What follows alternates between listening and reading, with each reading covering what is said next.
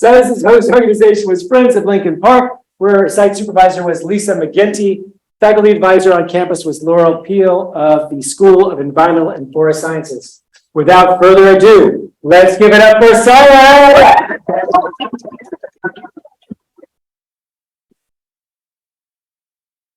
Can you guys hear me okay? Okay, hope you're ready. Listen closely. What if I told you that this rock is not in the woods because I hid it right here in this very room? If you want to know where it is, you'll need to find the hints that I've hidden all throughout my presentation. Environmental education is kind of funny because we spend all this time teaching about being outside while simultaneously being inside for the whole time. To spice things up, we try applying different tools to make our content more engaging. But when we teach outside, it often lacks personal relevance to the students on what's being taught. Sure, we can pull students away from their devices, but consider an alternative that combines outdoor learning and technology through geocaching, an online treasure hunt that uses a GPS or your phone to locate containers known as caches published by players on a website. Caches usually have a logbook inside for people to sign and sometimes trinkets you can trade. Geocaches range in difficulty, size, and terrain and are found by using GPS coordinates or hints provided by the cache owner. Caches can be physical, but most are also virtual to accommodate specific land use requirements. Lesson building often takes a lot of time, effort, and resources that people just don't have to spare. But geocaching doesn't require lesson planning, textbooks, or course outlines, but people still learn while geocaching. Well, as an avid geocacher, I wanted to see if we can use it as a teaching tool, then address the benefits and barriers we need to consider when using it as a teaching tool. During my forest restoration internship with Friends of Lincoln Park, I was surprised by how little people knew of the work we were doing. Hikers and dog walkers would just go off trail and trample new growth, and this included geocachers.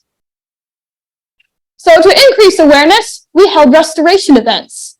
Urban forests around Seattle are popular spots to volunteer and to geocache. So I added elements of geocaching to see if it would increase our volunteers' mindfulness.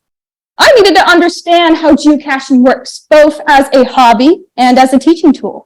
I went geocaching, attended community events, visited HQ, and published a survey addressing local geocaching participation. I used my internship as a platform to combine restoration with geocaching, an event we held with Madison middle schoolers. I had them plant trees and then join me on a guided tree tour to review what we planted. I hid a rock somewhere along the tour for them to find. The hint I gave them was split into 5 parts, one for every tree we covered. Based on their observations, I'd adjust the hint to steer them in the right direction. These students were very motivated to find this rock.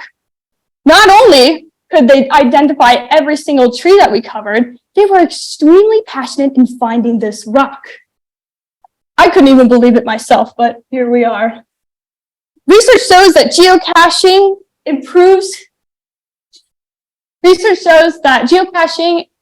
makes you discover new places while solving mysteries in a way that makes math, geography, history, and science fun for everyone.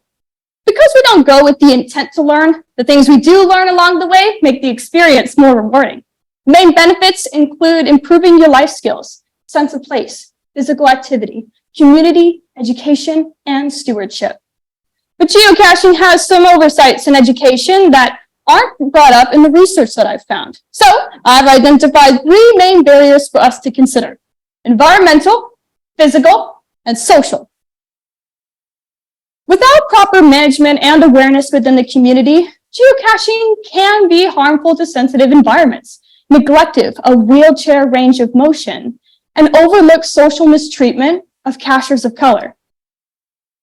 See, a rock in the woods or a rock in this room isn't supposed to be better at teaching than you. It's a false perception we have that something beyond our reach will make our students learn better. But this doesn't mean we shouldn't try something new. As the environment continues to change, so should our perspective of how we approach teaching. Even if the world around you feels familiar, there's always a perspective you're not actively looking for. Thing is, you'll never know until you come and find it for yourself. I'd like to thank my site supervisor, Lisa, the geocaching community, my family, and of course, my cat, Squeeze. Thank you. All right, we have time for some questions for Sylas. We have the first question. I know what you're all thinking. Or maybe I don't. Yes. Can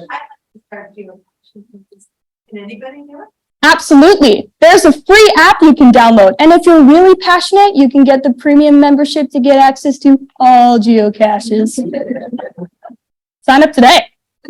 Right now. Do it. It's on the App Store. Getting a kickback, huh? She's another question. Oh, I know.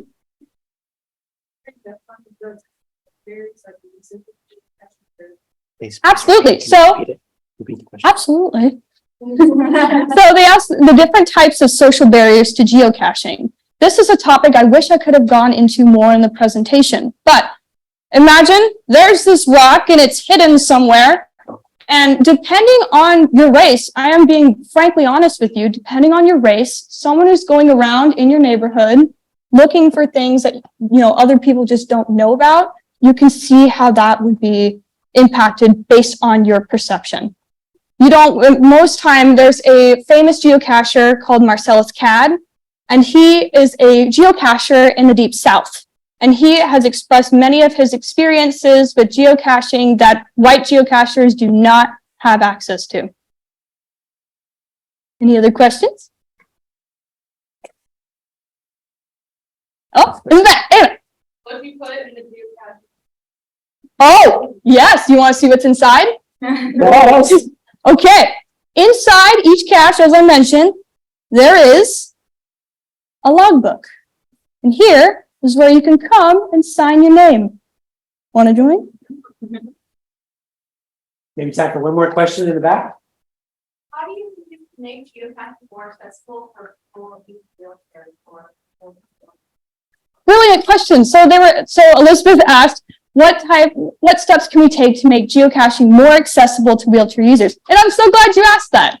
So as of now, there's a rating for geocaches, 1 star out of 5, that claim to be accessible for geocachers in wheelchairs or have mobility issues in general.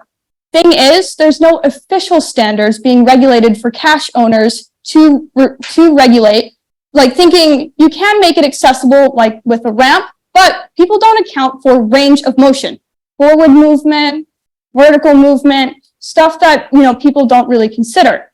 Cachers rely on third-party websites such as handycaching.com in order to access caches that are actually accessible for them, regardless of range of motion. Thank you. Great. Thank you so much.